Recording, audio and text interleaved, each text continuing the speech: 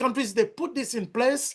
One reason is they believe international trade is part of the colonial link, the colonial relationship. So to really become dependent, you need also to do something when it comes to economics by reducing trade. Okay? So this kind of policy was based on high tariff.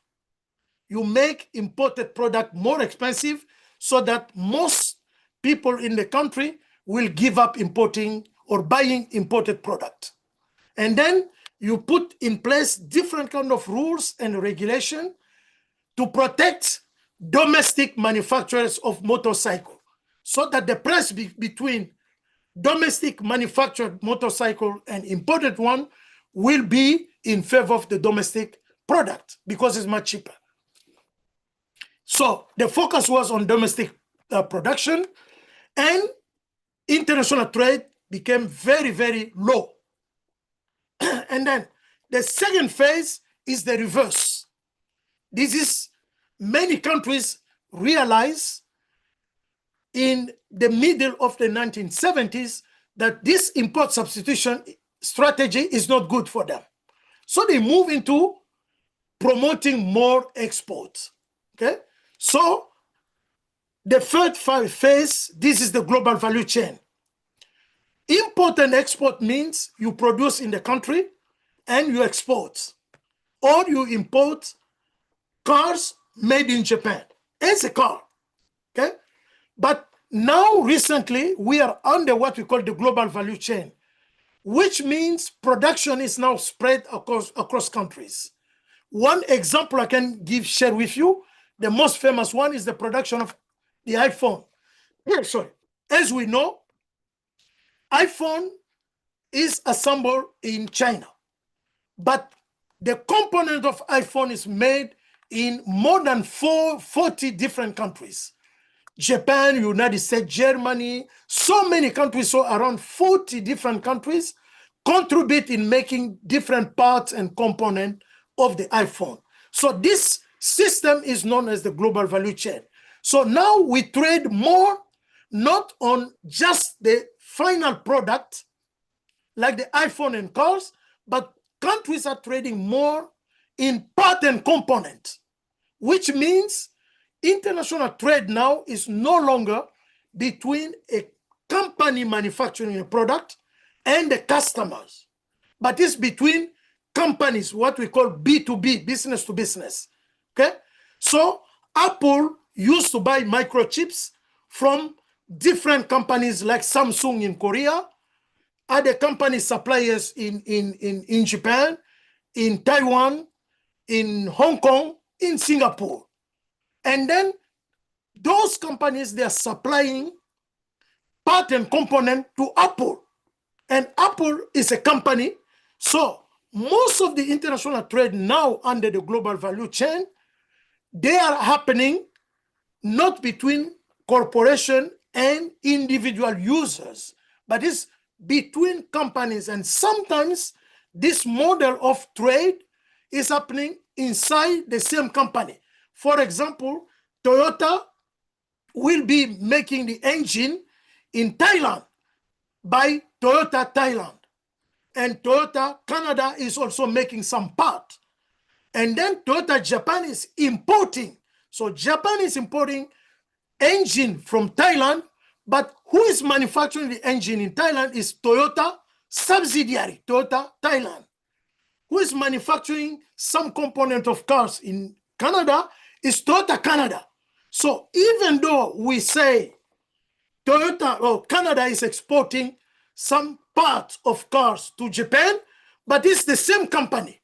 It's the multinational Toyota. Toyota Canada is selling engine to Toyota Japan. And Toyota Japan will be putting everything together and sometimes even export the car to Canada again or to Thailand. So this system of trade is known as the global value chain. This is the booming types of trade that we have nowadays, and many developing countries in Asia, they are moving into this pattern of international trade. And as you can see, Each of these development strategy requires different types of Exim finance. If Toyota is selling to Toyota Thailand, the payment system is completely different because it's the same company paying their own subsidiary. It's completely different.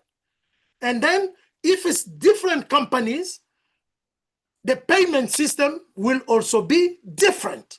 What kind of guarantee we need, what sort of prices, or what kind of information should be shared, what kind of loans you need will be different, depends on what is the types of trade happening between countries, okay?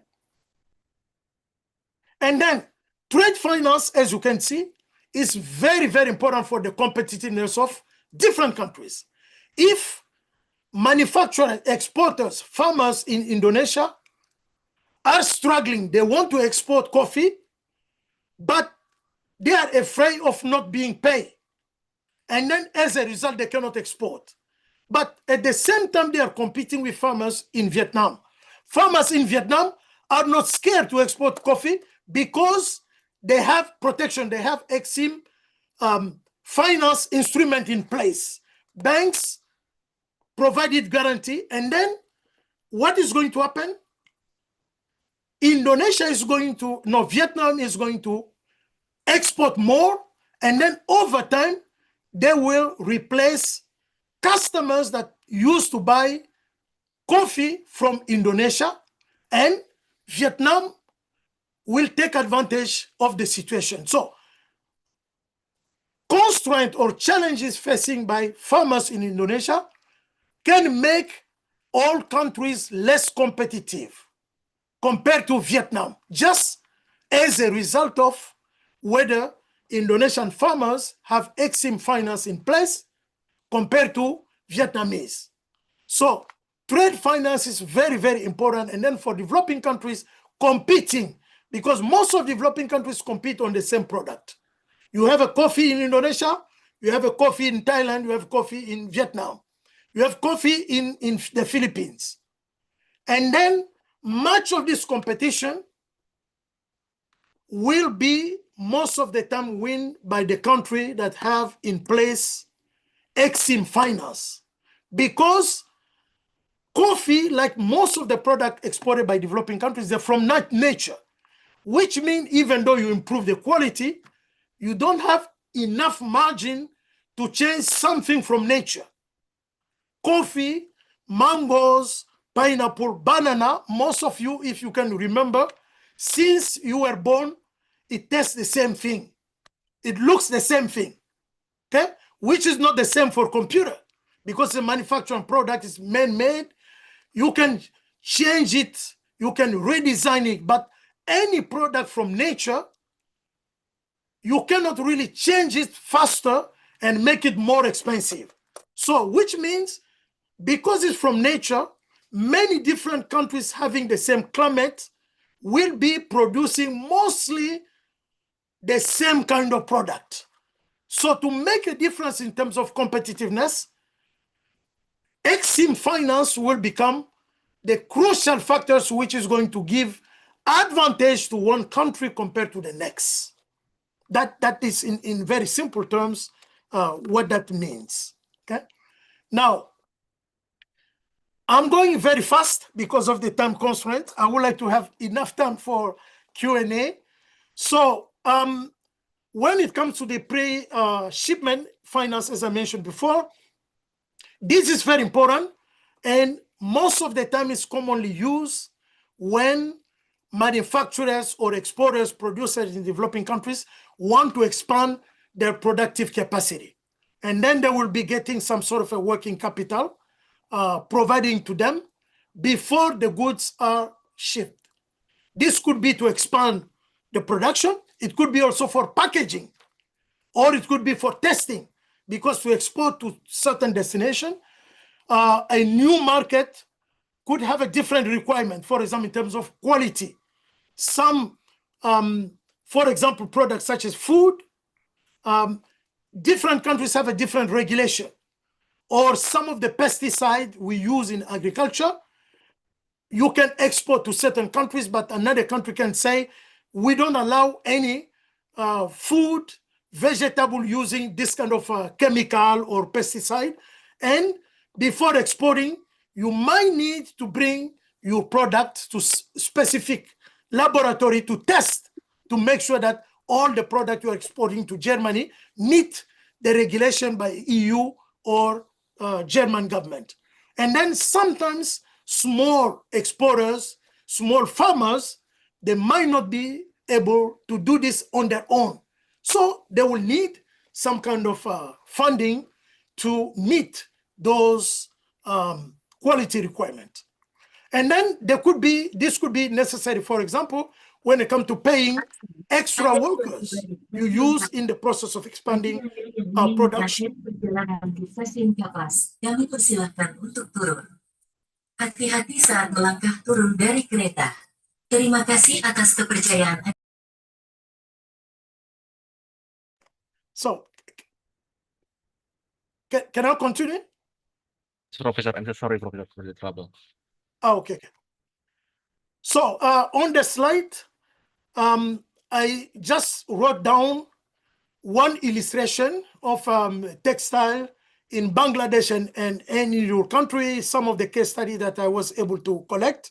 And I leave it on the slide for you guys to take a look of some details on how actually this kind of pre-shipment finance help changing the configuration of trade and the performance of some exporters. And then the case of post-shipment finance, this is the sort of fundings provided after goods have been already exported, but before payment is received to bridge some of the what we call the payment gap or the financial need of some exporters. As I mentioned this before, when companies in developing countries are exporting, most of the time the agreement with their customers overseas could be that payment will take place after the product has been received, for example, in Japan. And then the shipping process could take, let's say, 30 days.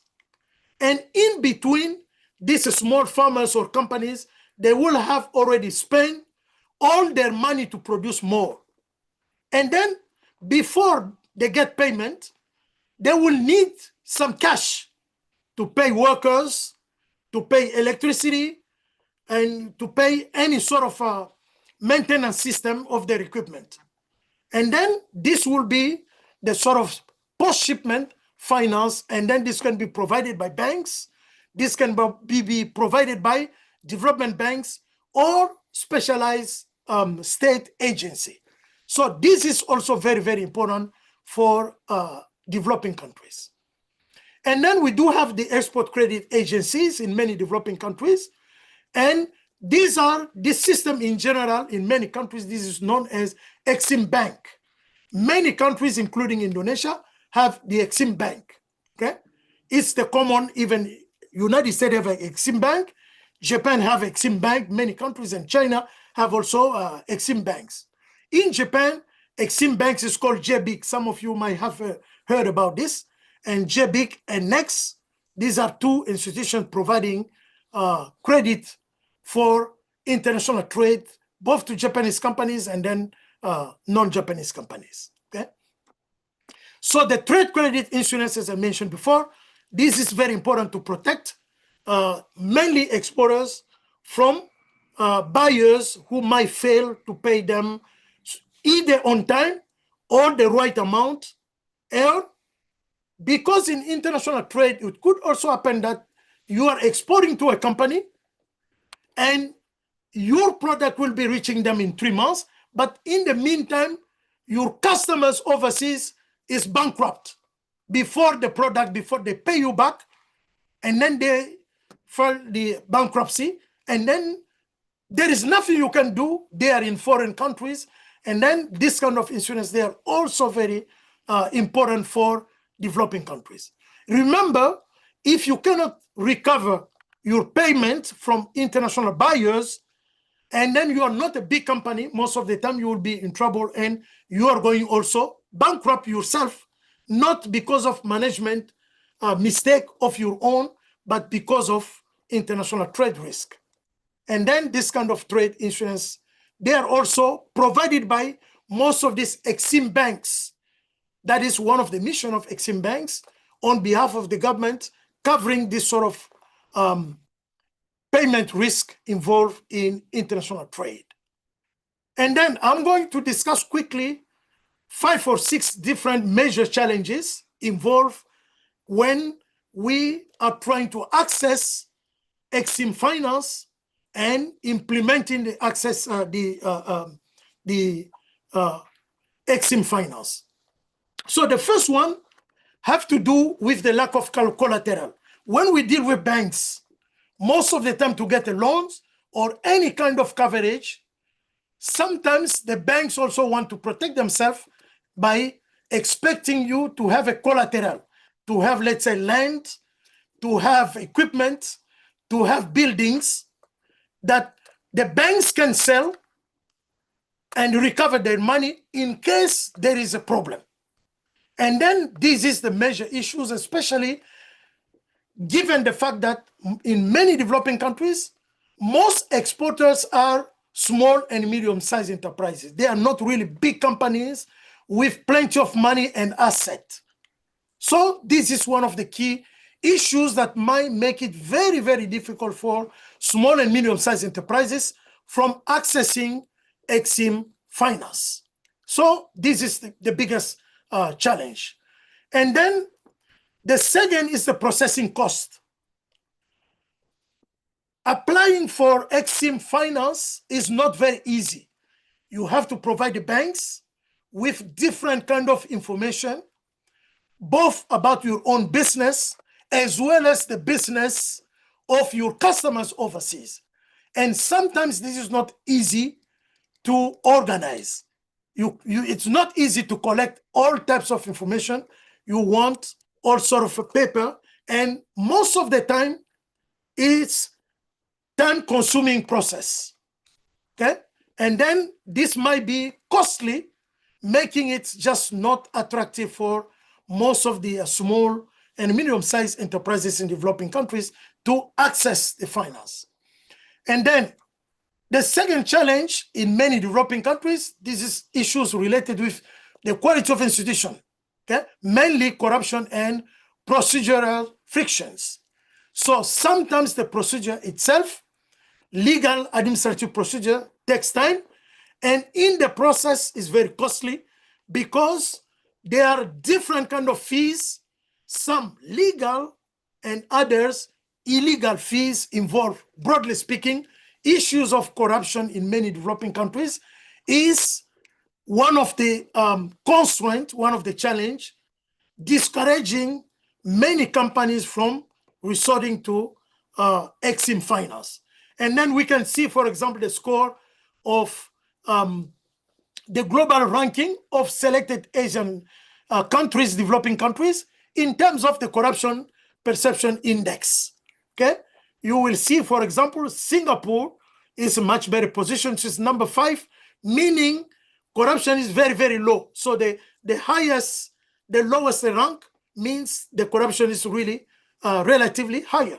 We can see Japan is even not really in a very good position compared, for example, to Singapore, okay, because that is 18. And then we see South Korea 32, Malaysia 61, Indonesia 110s, India 85s, the Philippines 115s, and Thailand 108s. Okay, so we see that means really, really big challenges for companies when it comes to accessing Exim finance. Another challenge is in terms of the what we call the documentation burden and border delay. Documentation burden means the number of forms you have to fill in the process of accessing Exim finance. So in some countries, you need, for example, 2 or 3 documents, and in some other countries, you need more documentation. And the border delay, this is really what you have to submit in exporting at the custom administration of countries. And then this is another burden facing many countries in developing countries. And on this slide, we can see the time to export for selected countries and the time to import. Sorry. We see once again, Singapore, the time to export is on average 6 days. Time to import 4 days. For South Korea, time to export 7. Thailand 14, so this is 2 weeks. Indonesia 16. India 17. Vietnam 21. Bangladesh almost 1 month. As you can see, this affects also the process. It discourages companies from accessing Exim Finance because it means more cost as you take so long to import or export. So this consideration do matter. The fourth challenge, this is the trade infrastructure, the quality of ports, and the time it takes. For example, when you are trying to export, how many, so the dwell times, this is the number of days it takes for the product you are trying to export to stay, for example, at the port, okay? So this also means more cost because most of the time you will be renting the space to keep the container at the port because you are processing different kind of documentation, and maybe because all the logistics at the port is putting your product in queue because the logistic is a problem, or the port is simply crowded, okay? In many ports in developing countries, if you go anytime, you will see so many trucks queuing before downloading the containers. In some countries, it will take maybe a couple of hours for a truck to arrive at the port, queue, and download their container. In some of the countries, it takes maybe a full day, okay? So this trade infrastructure at the port, they do matter, okay? And then we have a comparison of certain the ports in terms of efficiency. So the average dwell time, for example, and we can look at, and as you can see, I also included the Surabaya port, okay, just for illustration. As you can see, it takes much longer compared, for example, to Singapore. And then this means higher cost because the time that we are waiting is not really free of charge. If the driver, the truck is waiting for long, for 1 day, someone is paying them. So as a company, you will be covering that cost. Compared to Singapore, for example, that will be very easy. And then they will not need higher, for example, export loan if you are operating in Singapore. But if you are operating in Surabaya, you will need much bigger export loans because you need to pay for the drivers waiting for so long, and then you have to pay for the renting the space for your container. And then, so this is just providing also the different view of how logistic and digital gaps is affecting or is changing the what we call the logistic performance. And then this is a ranking of logistic performance index comparing different countries. And once again, Indonesia is listed there, and you can see in terms of the global ranking, Singapore is much better position. Even it's more improved compared to Japan, and Indonesia is number 46, which is roughly same as Malaysia, Thailand, and you can compare different countries to see, for example, Bangladesh is really the performance, logistic performance index is lower compared to Indonesia. So all of this, they really affect the Exim Finance. So this is a comparison of export infrastructure between Indonesia and India. So I leave this for you guys to take a look to have a good idea on how this could be affecting exporters in Indonesia. So the last challenge is the global credit risk and market perfection. This is also very important. Different countries have a different credit risk rating provided by rating agencies. This also affects because the cost of credit interest rate that you pay on any kind of financial support, you get any sort of loans for import or export will depend on the risk of the country. If your country globally is rating as being risky, then no matter what, any sort of Exim finance will be costly for you, or it will be much cheaper compared to another country. So we can have a view. We can see, for example, the country rating score of Indonesia is BBB, okay? And then, which is the average compared to other countries I've provided here, compared, for example, to China, which is the A+, and South Korea, AA, and Singapore AAA, which are really the cheapest sort of risk, which means the loans will be, the interest rate will be very, very low on Exim finance. And then before closing, in terms of opportunity, I should mention, nowadays, digitalization of trade finance is improving most of the process, because more and more companies have their information, data about themselves, as well as the trading partners in digital forms. So the processing time, for example, to apply for Exim finance to banks is now much shorter, because information is now digitalized. And then there are so many advantages that we have nowadays under digital. Traditionally, for example, the letter credit issues used to take 3 days to process, because you have to go physically to the banks and submit the application forms, and someone have to analyze it manually. But now, most of the digital letter of credit can be provided, can be obtained in the same day because of the digital system. And so we can see the physical mail before used to take like 7 days, but now it's just instant. You upload it into the same system, and the banks, every person or companies involved can have a look. So now most of the process, in terms of process, in terms of documentation, in terms of cost, in terms of efficiency, digitalization is now making it easier for anyone involved in issuing, in applying, in monitoring or assessing, evaluating the Exim finance much, much more easier. And then in conclusion, as I've mentioned, Exim finance is really, really, very crucial.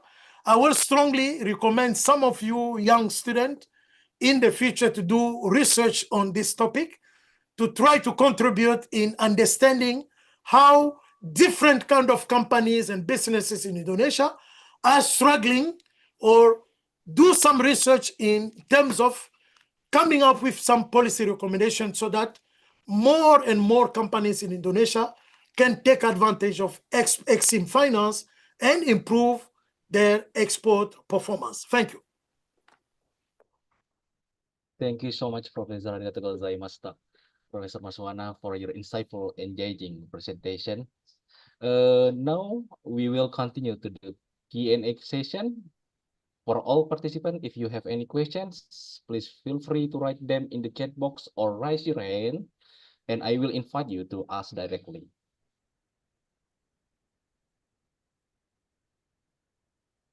Maybe while waiting, I would like to start, Professor, with one question from me. I want to ask you about, you said based on your slide, you said the long time of Indonesian duals processing. Do you think, how does the digitalization trade finance interact with the persistent challenges of physical trade infrastructures, the role of export credit agencies, Professor, maybe? Does it break the cycle of high costs and moral hazard, or does it create new digital divide that reshapes rather than resolves these core constraints for developing countries like Indonesia, Professor? Okay, thank you very much. The problem of dwelling time is really, really crucial, but it depends on a couple of things. The first one is the physical infrastructure, for example, of the port itself. The physical infrastructure, I believe, it's a matter of space. It's a matter of space, and it requires a huge amount of investment to just expand what we call the facility of the port, so that both the sort of ships costing at the port can stay for a very short period of time, and then downloading, uploading the merchandise without any delay. This really depends so much on the physical space. So you need to have big space available for as many ships as possible at the same time. The second issue is infrastructure leading to the port itself. In many cases, and I remember a couple of years ago, I visited the Surabaya port. To get to the port, usually you have like a one-man road leading to the port, and you have so many trucks queuing on that road. If you visit the port, for example, in Hong Kong, you will see first the space of the port itself is so big, almost around Hong Kong, you have port.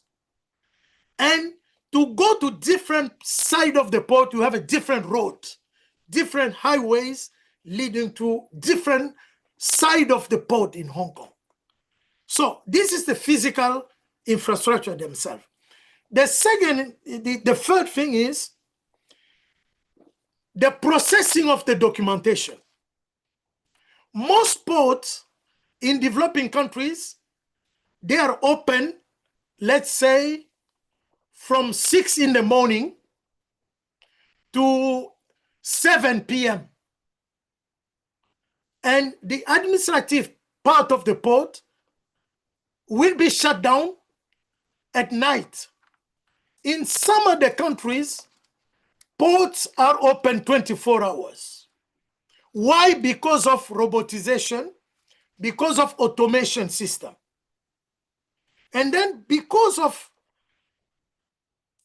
this automation system, combined with digitalization, the cost of operating the port is very, very low compared to ports in most developing countries where most of the operations are still manual.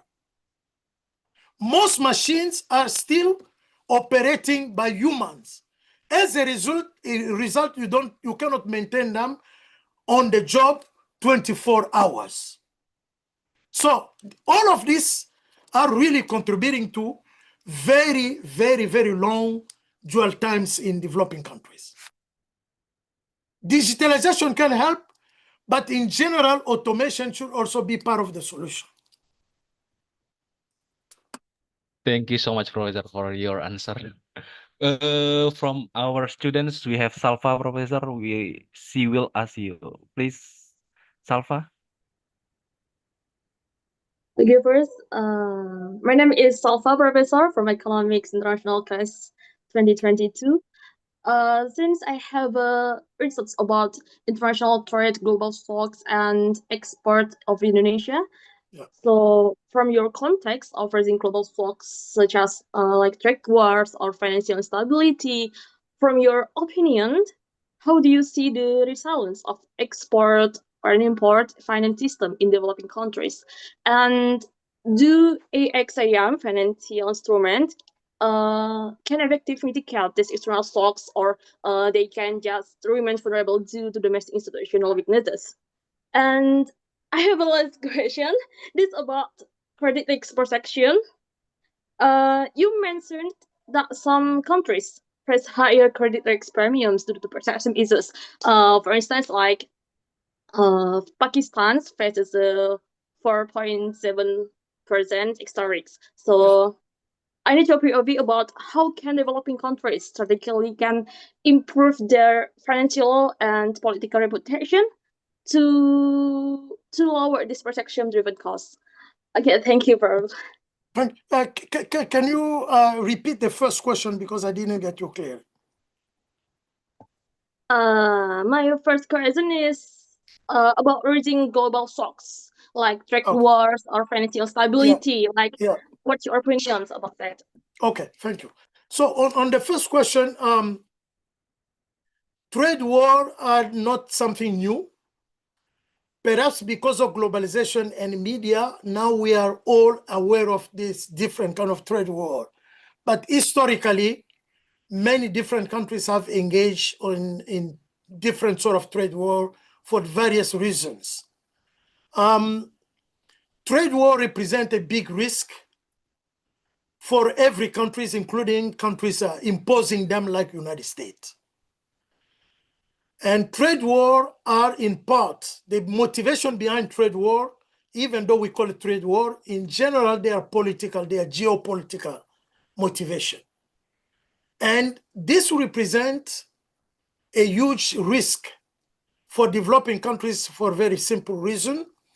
Developing countries don't have, in general, the political and military power to react in appropriate way or to protect themselves against trade war, especially if this is imposed by developed countries.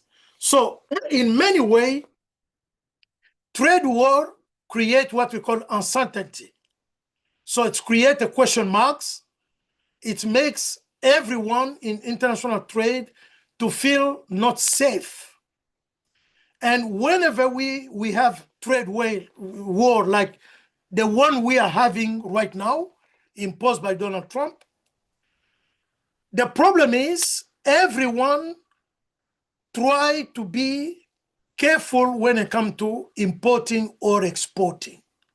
And in general, this is the case if you look at the interest rate on most of the Exim financial instrument these days, it has gone up. Why? Because of the uncertainty. Everyone is seeing that there is increased risk, and we don't know exactly what is going to happen, what Trump is going to do, and this means uncertainty. So it's not good for international trade, and it's really very much damaging for developing countries. And the second question, oh my God. No, that was the second question. Sorry, what was the second question?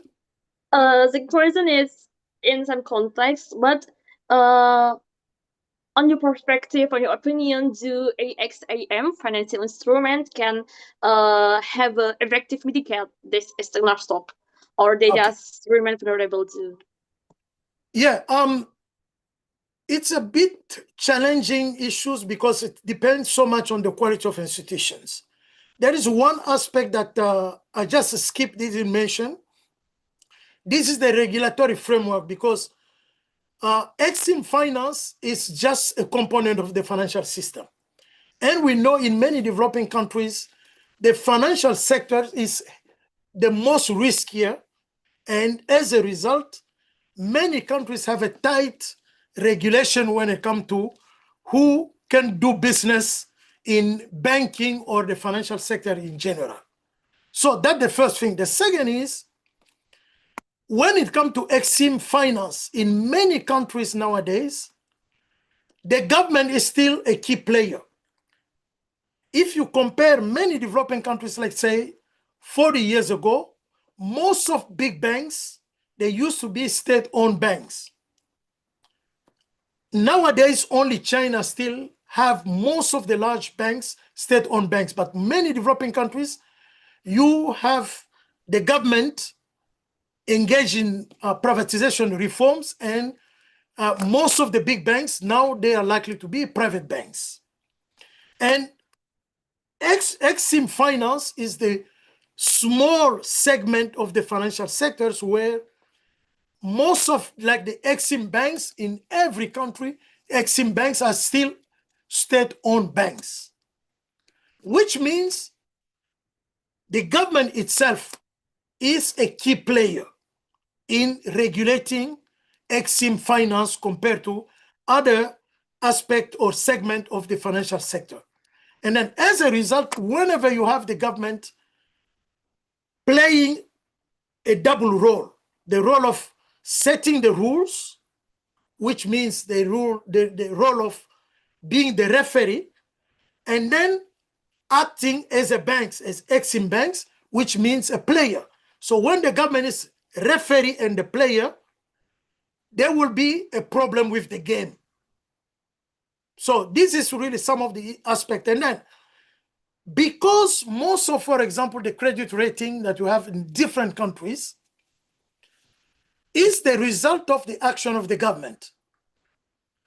Every country where you have the government having the fiscal deficit, when the fiscal deficit is huge, how the government is funding fiscal deficit is by borrowing money from the domestic financial sector.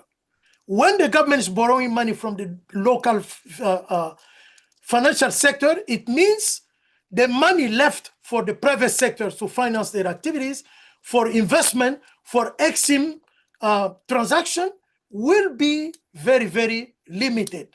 And then that fiscal situation of the government will explain, for example, the poor rating of the country, for example, the case of Pakistan that we see. And then this is going to make it very, very challenging for companies in, for example, Pakistan to get any Exim finance because it's going to be very, very costly for them. And then the only solution is what we call institutional improvement, institutional development, is for the government really to be much more responsible in terms of how the government is running its own finance, because it's directly connected with the cost of Exim finance in developing countries.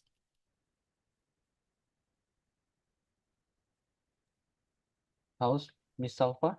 Did you got the point? Yes, I got that many points, and I realized that I will have a long way for the research. Thank you so much, professors. Thank you. Is there any questions? Excuse me, Pak Febrian. Actually, my last question belum dijawab tadi. Yang mananya? This professor, I have a last question about global value chains. Actually, Okay. this, okay. Yes. So when it shifts toward like regionalization or geopolitical fragmentation, global value chains, your perspective, your opinion, do you think development economics in Asia can redesign their export financing architecture to be more regionally integrated, like ASEAN Plus 3 framework, etc., rather than relying on Western-led trade finance system in this situation? Okay, that's a very interesting question. I strongly believe, first of all, in today's economy, we have a key concept known as the economy of knowledge. Under the economy of knowledge, developing countries need knowledge more than anything else. Knowledge is really crucial, and not any forms of knowledge. Technical knowledge is not needed. But when it comes to technological knowledge, the production of technical knowledge or technology depends on investment in research and development. Many developing countries cannot, in a globalized context, they are completely lagging behind when it comes to innovation. It takes a huge amount of money. It takes higher level of human capital, which means skills of individuals capable of doing research and development and creating new technology. The only way to catch up is to make sure that you can access technology at the cheapest cost. And the only way to do that is to be integrated within the global value chain, because the global value chain means a company such as Toyota having the technological advantage they have in Japan, having all the resources for research and development to innovate in Japan, when they connect with a subsidiary in Indonesia, they will be sharing technological knowledge. Because if Toyota decides, for example, that one company in Indonesia will be providing component one component for their engine, automatically Toyota is going to share technical knowledge with them. They are going to share many details about the final configuration of the engine, so that that company in Indonesia can manufacture that component, can make the component meeting the quality requirement, so that when they put together the engine, the cars is not going to have any problem at all. So they will be sharing technology that Indonesian suppliers might not develop on their own. So joining the global value chain is really huge opportunity for developing countries. And then in joining the value, for countries, for example, developing countries to benefit from the global value chain, most of the Exim finance should be provided by their own local banks or the government of their own countries. So this is really where some developing countries can still not really benefit from the global value chain. That is one of the constraints, and in addition to so many other constraints, which could be related to human capital, as I mentioned before, because for a country, for any companies, for example, Indonesia, to benefit from integration from the global value chain, they must have enough skills inside the company, which means education system in the country should improve, and different kind of corporation should be providing sufficient training, because even though education system is improved, but if companies are not training their labor force to meet the minimum expectation by multinational companies interested in teaming up with companies in developing countries, then the opportunity will be simply missed.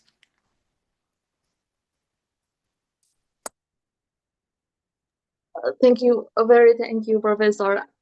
I just noted that it's very insightful. Thank you very much. Thank you. Thank you so much, Professor. Maybe there is one question again from our lecturer, Miss Maula. That's right. Yeah. Hello, Professor. Good afternoon. Nice to see you again. Okay, Professor. I want to ask you, in your presentation, you stated brain level graph. I would like to ask about the causal relationship between political connection of Indonesian SMEs and their access to subsidized finance, such as KUR. Does this connection improve efficiency, basic signaling, credit worthiness, or does it distort resource allocation and accept inequality among exporters? Okay, thank you so much. When we talk about this Exim finance, in the context of the developing countries, I should mention, thanks for reminding me on this aspect. In many developing countries, different exporters will not really take advantage of the market opportunities, especially export opportunities, because of different sort of inequalities. And one of these inequality has to do with institutional setting. And this is in connection with one of the issues I mentioned before, the level of corruption. And I'm mentioning this once again because corruption in economics creates huge inequality. Corruption is related to a concept in economics we call political proximity. Some companies in, for example, developing countries, they have best product quality. They can export more than others, but they are not close to anyone in politics, anyone working for Exim banks, as a result, they cannot export. So it's not really because of their product, but just because to apply to get Exim finance, access to Exim finance, sometimes you need some kind of a political proximity. Someone who is going to facilitate to make it easier for you to get. Someone is going to give you information that now the government is ready to provide this kind of facility. That's the first steps of inequality. The second biggest inequality is what we call asymmetric information.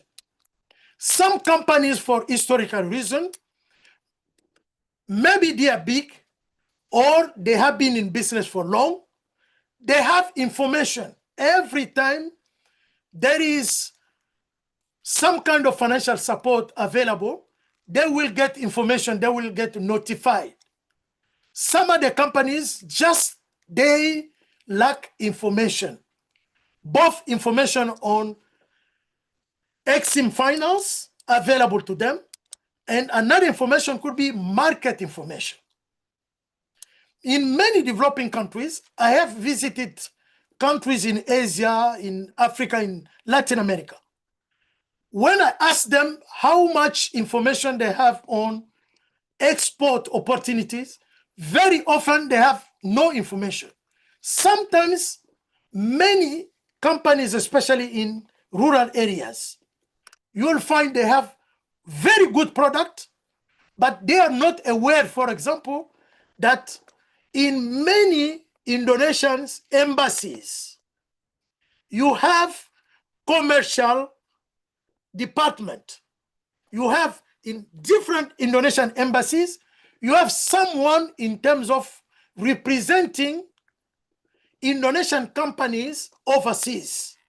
So that person will be attending exhibition, most of the commercial venues, for example, or conferences in Japan, introducing different kind of product by Indonesian companies.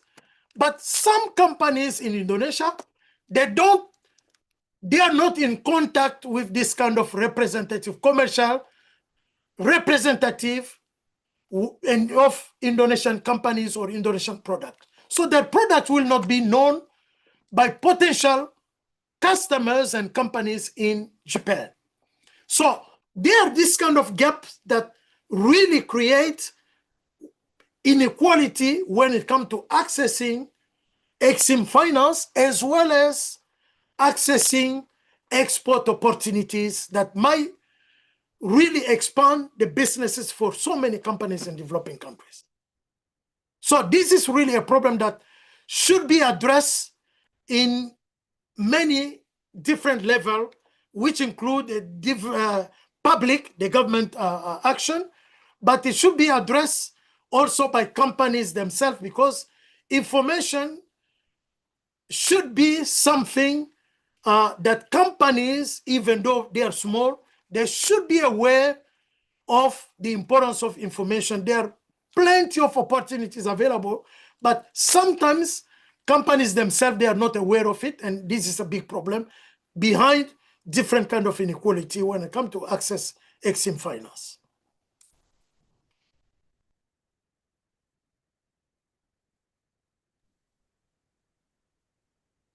How about Ms. Maula? Did you get it? Okay, I get it, Professor. Thank you very much. Thank you. Okay, is there any question, guys?